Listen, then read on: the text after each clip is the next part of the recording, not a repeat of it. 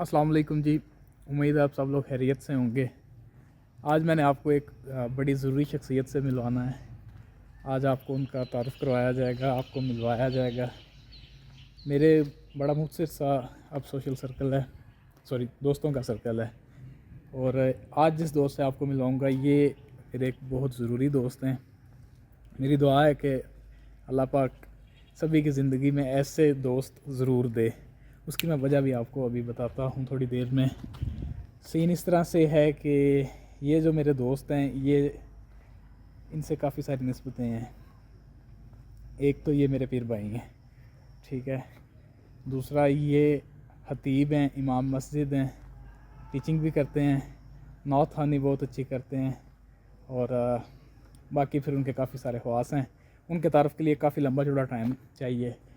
आपसे मिलवाने का मकसद ये है कि मुझे समवट कई जगह पे इस तरह लग रहा था कि कुछ लोगों ने मुझे ये कमेंट्स दिए थे कि यूट्यूब किसी न किसी तरह आपके गुनाहों का एक सोर्स बन जाता है, चाहे आप चाहें या ना चाहें। तो फिर मैंने सोचा कि क्यों ना कुछ ऐसा भी किया जाए कि जो हमारे लिए सवाब की वजह बने। इनका तारुफ़ अब आपको करवाएंगे, लेकिन उससे पहले मैंने जो आपको इनका इंट्रो दिया है कि इनको इस आपने पहले इन्हें देखा होगा, लेकिन इस तारुफ़ के साथ इनको लाने का मकसद ये है कि एक रिक्वेस्ट इनसे एंड पे की जाएगी इस व्लॉग के, और उम्मीद है कि ये उस रिक्वेस्ट को एक्सेप्ट भी करेंगे और हमें ऑब्लाइज करेंगे। अब आपको मिलवाते हैं इनसे।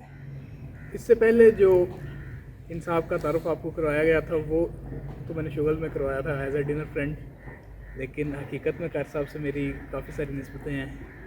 आप जनाब हैं कारी मोहम्मद वकास ज़िया साहब, और मेरे ये समझ लें कि दोस्त का अब बड़ा छोटा सा वर्ल्ड है, मेरे भाइयों से भी अजीज़ हैं। उसकी काफ़ी सारी वजूहत हैं और वो बड़ा एक लंबा सारा टॉपिक है। कारी साहब से मेरी मुलाकात उस वक्त हुई थी जब मैं 2019 में आया था। कारी साहब उस वक्त मेरे कोलीग थे। इनसे जो पहली निस्बत थी वो ये थी कि कारी साहब माशाल्लाह नात ख़वानी बहुत अच्छी करते हैं। कारी साहब कलाम पढ़ते हैं, रूह ताज़ा कर देते हैं। और उसी शौक़ ने कारी साहब की क़ुर्बत की तरफ माइल किया और कारी साहब से नातें सुनते सुनते कारी साहब से ऐसा एक ताल्लुक़ बन गया कि आज मेरे लिए जो मेरे कीमती तरीन ताल्लुकात हैं उनमें से भी अगर मैं किसी को रैंक करूं तो मेरे लिए कारी साहब सबसे अहम है। दो मेरे एक दुनियावी और एक जो दीनी ताल्लुकात हैं उनमें से कारी साहब सबसे आगे हैं। इनके बाद एक और दोस्त है, वो आपने मेरे हर व्लॉग में देखा ही होगा वैसे। और अब चलते हैं हम कारी साहब की तरफ। कारी साहब कैसे मिजाज है आपके? अल्हम्दुलिल्लाह, बहुत बहुत शुक्रिया। आपने मेरे हवाले से बड़ी बातें की हैं, तो मैं ये समझता हूँ ये सब आपका हुस्न नज़र मेरे मुतालिक है। अल्लाह ताला ये मोहब्बतें सलामत रखे, अल्लाह ताला ये ताल्लुक़ कायम रखे दुनिया में भी और आखिरत में भी। आमीन। मेरा जो नुक्ता नज़र है उसके अलावा भी कारी साहब ने हर वक्त हर मौका पे ये साबित किया है कि जो मैंने अल्फाज कहे हैं ये उससे ज़्यादा तारीफ़ के मुस्तहिक़ हैं। और मैं अल्फाज नहीं है मेरे पास और ना मैं पब्लिकली वो चीज़ें डिस्कस करना चाहता हूँ। कारी साहब का जो मुकाम है मेरे नज़दीक कोई बंदा इमेजिन भी नहीं कर सकता। बड़ा अपनी मोहब्बत है कारी साहब से। और आज हम कारी साहब से रिक्वेस्ट करेंगे, पहली रिक्वेस्ट ये कि थोड़ा सा हमें कलाम सुनाया जाए। वो सुए लालज़ार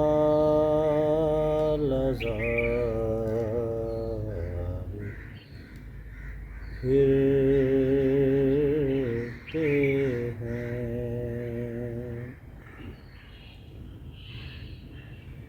वो सुए लालज़ार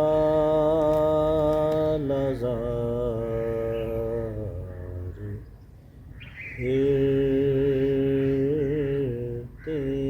हैं, वो सुए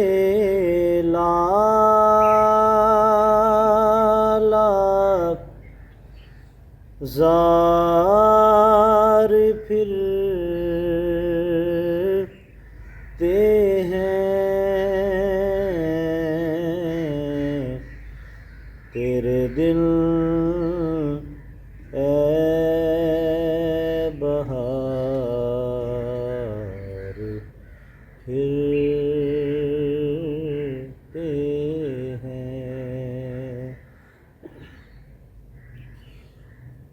اور اس گلی کا گدا ہوں میں جس میں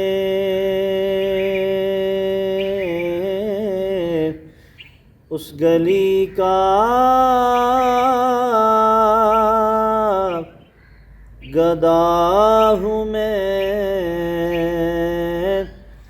جس میں مانگتے تاجدار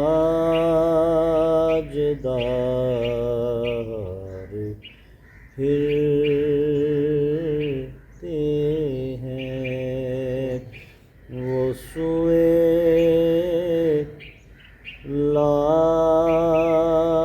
زار پھرتے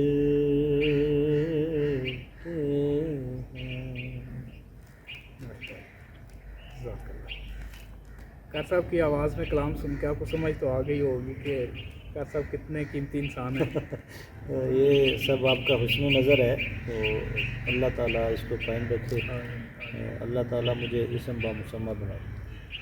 کار صاحب کی کافی ساری کوالٹیز ہیں، راست گو ہیں، بڑی دلیری سے حق کہتے ہیں، اور اگلی جو ریکویسٹ ہمیں کار صاحب سے کرنی ہے وہ یہ ہے کہ کار صاحب اب دیا کریں۔ میں چاہتا ہوں کہ چینل پہ ہفتے میں ایک دفعہ کم از کم انشاءاللہ کوئی دینی گفتگو ضرور ہو جائے۔ انشاءاللہ اللہ تعالیٰ آسانی کرے۔ یہ سب اللہ تعالیٰ کی مرضی پہ منحصر ہے، اللہ تعالیٰ کی انشاءاللہ اللہ تعالیٰ کے حکم کے بغیر تو کچھ بھی نہیں۔ کوئی شک نہیں۔ کوشش کریں گے انشاءاللہ۔ آپ کے ساتھ وقت نہیں گزارنا تو پھر کس کے کس ساتھ کے ساتھ گزارنا؟ گزارتا ہے؟ میرا حافظ آباد میں یا میں کہیں بھی چلا جاؤں، لاہور میں بھی ایک کی دوست ہے، جتنا بھی وقت ہے کار صاحب کے ساتھ اور اویس کے ساتھ ہی گزرتا ہے، اور یہ بڑی میرے لیے اچھی خبر ہے کہ کار صاحب ایگری ہو گئے ہیں، کیونکہ کار صاحب کی ایک اچھی بات یہ بھی ہے کہ کچھ لوگ مولوی ہونے کا ٹیگ اٹھائے پھرتے ہیں، کار صاحب ہمیشہ اپنے آپ کو as a teacher he present کرتے ہیں۔ دینی سائیڈ ان کی ضرور ہے، وہ اس پہ عمل پیرا بھی ہیں، لیکن وہ ایک بندے اپنے پر ایک کور چڑھا لیتے ہیں، ایسی کوئی چیز نہیں ہے۔ کار صاحب پیسوں کے لیے یا داد کے لیے ناتھانی نہیں کرتے، یہ کلام صرف اسی وقت سناتے ہیں جس وقت یہ خود موج میں ہوتے ہیں، اور اسی لیے سننے کا مزہ بھی آتا ہے۔ یہ کوئی ایسی شخصیت نہیں ہے کہ جو پبلکلی اویلیبل ہو، ان کی شفقت ہے، بھائی ہیں بڑے، میرے پہ یہ کافی خصوصی رحم فرماتے ہیں، اور ان کے بہت سے پہلو ان کی ذات کے ایسے ہیں کہ جو صرف میں یہ ابھی یہاں پہ پبلکلی اناؤنس نہیں کر سکتا، باقی بڑا اچھا ضرورت ان کے بھی نہیں ساتھ ہے، ضرورت بھی نہیں۔ وقت گزر رہا ہے۔ اور کار صاحب آپ کچھ اپنی طرف سے ایڈ کرنا چاہیں؟ میں تمام احباب سے یہ ریکویسٹ کروں گا کہ دیکھیں، جہاں دنیاوی ضروریات ہیں وہاں دین کی ضروریات ہیں۔ جس طرح جسم اس کو غذا چاہیے پروان چڑھنے کے لیے، اس کی پرورش کے لیے، اسی طرح روح کو بھی پروان چڑھنے کے لیے، پرورش پانے کے لیے غذا کی ضرورت ہے۔ جسم کی غذا جو ہم کھاتے ہیں اناج کی صورت میں، وہ کھانا ہو، پانی، دودھ، پھل، کچھ بھی ہیں، وہ سب جسم کی غذا ہے، لیکن روح کی غذا وہ اللہ اس کے رسول کا ذکر ہے۔ روح کو تازگی، روح کو سکون، توانائی، طاقت اسی وقت ملتی ہے جب اللہ اس کے رسول کا ذکر کیا جاتا ہے۔ اس لیے میری تمام احباب سے یہ بہت مؤدبانہ گزارش ہے کہ وہ بھی اللہ اس کے رسول کے ساتھ اپنا تعلق قائم کریں، وہ ضروری ہے۔ آج کے اس پرفتن دور میں جہاں قدم قدم پہ فتنہ لوگوں کو پھسلایا جا رہا ہے، وہاں اپنے ایمان کی حفاظت کے لیے کچھ نہ کچھ انتظام ضرور کرنا چاہیے، اور وہ سب سے آسان اور بہترین طریقہ نبی پاک صلی اللہ علیہ وسلم کے ساتھ تعلق کو قائم کرنا۔ بے شک۔ آج کی محفل میں سے اتنا ہی۔ اگلی خبر آپ لوگوں کے لیے یہ ہے کہ عن قریب انشاءاللہ آپ کار صاحب کو دوبارہ دیکھیں گے۔ ہم شروع کریں گے سماجی مسائل سے، انشاءاللہ جس موضوع پہ آپ کہیں گے وہ انشاءاللہ کار صاحب کی خدمات ہم لیں گے، آپ لوگوں کے وقت کا بہت شکریہ. اپنا بہت سا خیال رکھیے گا. اللہ حافظ. السلام علیکم.